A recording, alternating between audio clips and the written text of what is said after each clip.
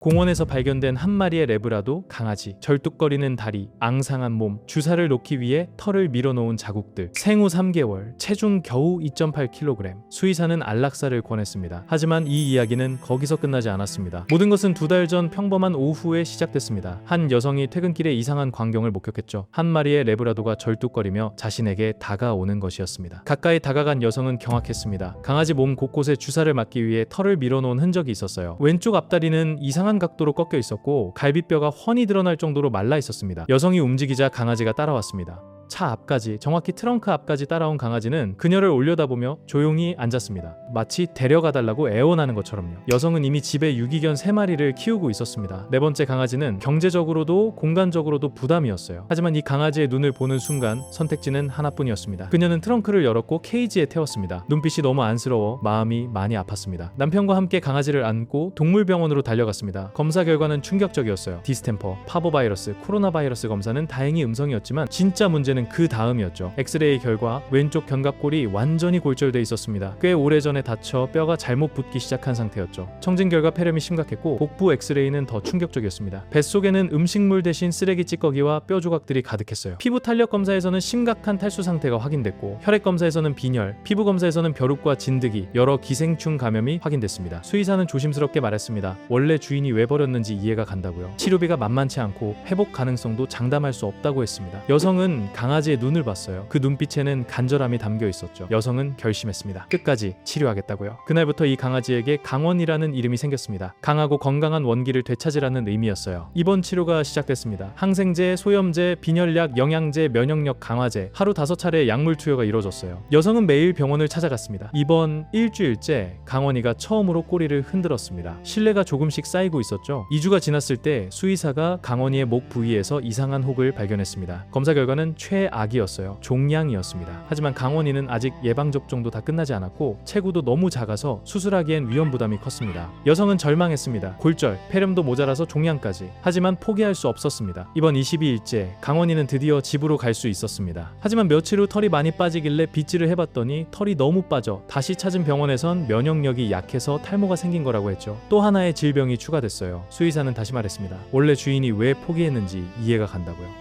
여성은 단호하게 말했습니다. 끝까지 치료하겠다고요. 식단도 영양과 면역력 위주로 완전히 바꿨습니다. 한 달이 지났을 때 놀라운 변화가 계속됐습니다. 체중이 12kg까지 늘었고 왼쪽 다리는 거의 정상적으로 움직였어요. 뼈가 완벽하게 붙어 있었고 폐렴도 완전히 나았습니다. 50일째 목의 종양을 다시 검사했습니다. 놀라운 결과가 나왔어요. 종양 크기가 줄어들어 있었습니다. 수술이 필요 없을 수도 있다는 말이 나왔죠. 피부병도 거의 다 나았습니다. 60일째 강원이의 체중은 이제 19kg, 2.8kg에서 7배 이상 증가했습니다. 건강한 생후 5개월 레브라도의 표준 체중이었죠. 그날 오후 여성은 4마리의 강아지를 데리고 공원으로 나갔습니다. 60일 전 절뚝거리며 혼자 배회하던 강원이를 처음 만났던 그곳이었어요. 강원이는 신나게 뛰어다녔습니다. 절뚝거림은 완전히 사라졌고 호흡도 정상이었습니다. 60일 전 그 자리에서 죽음을 기다리던 강아지는 이제 어디에도 없었습니다. 수의사가 회복이 어렵다고 했던 그 강아지가 원래 주인이 포기했던 그 작은 생명이 지금은 누구보다 건강하게 뛰어놀고 있었습니다. 60일 만에 일어난 기적이었죠. 이것이 바로 사랑의 힘이었습니다. 포기하지 않는 마음, 끝까지 책임지는 태도가 기적을 만들어낸 겁니다. 강원이의 이야기는 우리에게 중요한 질문을 던집니다. 반려동물은 물건이 아닙니다. 아플 때 버려도 되는 장난감이 아니에요. 생명입니다. 끝까지 책임져야 할 가족이죠. 만약 반려동물을 키우고 있거나 입양을 고민하고 있다면 꼭 기억해야 합니다. 그들이 건강할 때만이 아니라 아플 때도 함께할 준비가 돼 있는지, 경제적 부담을 감당할 수 있는지, 시간과 노력을 쏟을 각오가 돼 있는지. 60일간의 기록, 죽음에서 생명으로의 여정. 강원이의 이야기는 끝났지만 그 메시지는 계속됩니다. 모든 생명은 소중하고 사랑은